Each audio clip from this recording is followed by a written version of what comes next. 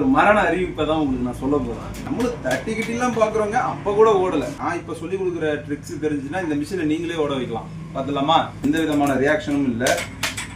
ஏய், அவன் செத்துட்டான்டா. அதாகப்பட்டது பாத்தீங்கன்னா மக்களே, இன்னைக்கு ஒரு மரண அறிவிப்பை தான் உங்களுக்கு நான் சொல்ல போறேன். ரொம்ப நாளா ஓடிக்கிட்டு இருந்த நம்மளோட கிரைண்டிங் மிஷின் திடீர்னு நின்றுடுச்சு.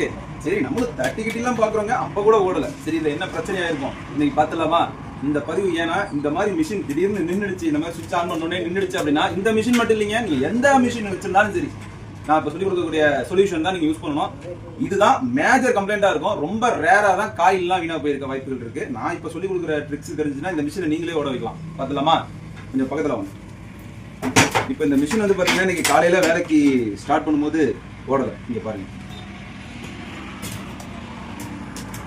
சுவிட்ச் போட்டிருக்கோம், ஓடல. கரண்ட் வர போர்டு தான் இது, பவர் சப்ளை போர்டு. பட் ஆனா எந்த விதமான ரியாக்ஷனும் இல்லை.